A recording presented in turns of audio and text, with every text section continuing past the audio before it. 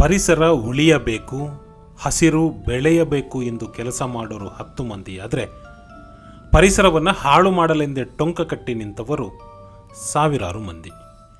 ಈ ಭೂಮಿ ಮುಂದಿನ ತಲೆಮಾರಿಗೂ ಉಳಿಯಬೇಕಾದರೆ ಗಾಳಿ, ನೀರು, ಮಣ್ಣಿನ ಬಗ್ಗೆ ಕಾಳಜಿ ಇರಬೇಕು. ಹೀಗೆ ಪರಿಸರ ಉಳಿಸೋ ಕಾಯಕದಲ್ಲಿ ತೊಡಗಿರುವ ಕೇರಳದ ದಂಪತಿಯನ್ನು ನಾವು ನಿಮಗೆ ಇಂದು ಪರಿಚಯಿಸುತ್ತೇವೆ. ಇವರು ಕಾಲಡಿಯ ಎಸ್ ಮುರಳೀಧರನ್ ಮತ್ತು ರಾಧಾ.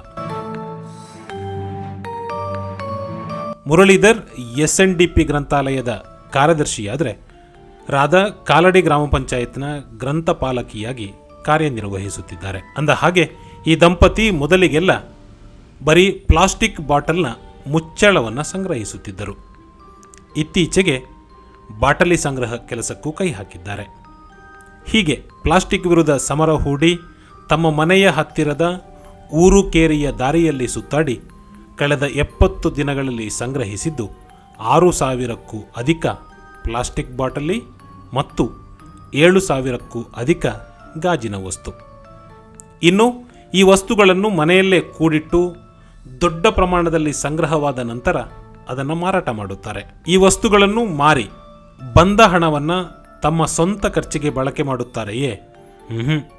ಖಂಡಿತ ಇಲ್ಲ. ಈ ಮೊತ್ತ ಕಾಲಡಿಯ SNDP ಗ್ರಂಥಾಲಯದ ಅಭಿವೃದ್ಧಿಗೆ ಬಳಕೆಯಾಗುತ್ತದೆ. ಹಾಗಾದರೆ ಈ ಕಾರ್ಯ ಶುರುವಾದದ್ದು ಹೇಗೆ?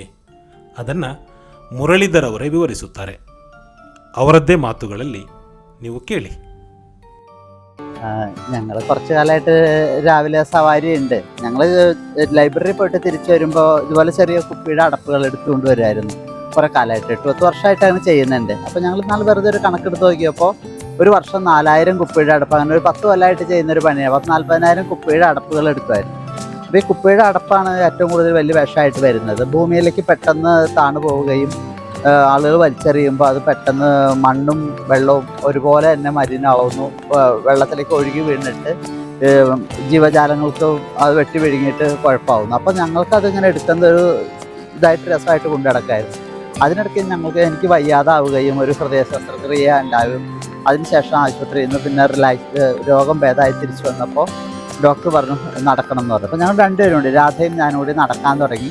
അപ്പോൾ നടക്കാൻ തുടങ്ങിയപ്പോൾ ഞങ്ങൾക്ക് എന്നും ഈ കുപ്പിയുടെ അടപ്പുകൾ കുപ്പിയിൽ കിടക്കണമാണ് വല്ലാത്ത അസ്വസ്ഥത. അപ്പോൾ ഞങ്ങളിങ്ങനെ വിചാരിച്ചു, നമ്മളിങ്ങനെ നടക്കാൻ പോകുമ്പോൾ തിരിച്ചു വരുമ്പോൾ നമുക്ക് ഒരു 2 കിറ്റ് കരുതിയാൽ കുറച്ച് കുപ്പിയെങ്കിലും നമുക്ക് മാറ്റാമല്ലോ. അത്രയായി നടക്കണമെന്ന് തന്നല്ല എന്ന് പറഞ്ഞ രീതിയിൽ നമുക്ക് അത്രയും ചെയ്യാമല്ലോ എന്ന് പറഞ്ഞ് ഞങ്ങൾ ഒരുമിച്ച് കഴിഞ്ഞ മാർച്ച് അവസാനമായപ്പോൾ ഒരു ചലഞ്ച് പോലെ ഞങ്ങളിങ്ങനെ കുപ്പിയുടെ കുപ്പി എടുക്കാൻ തുടങ്ങി.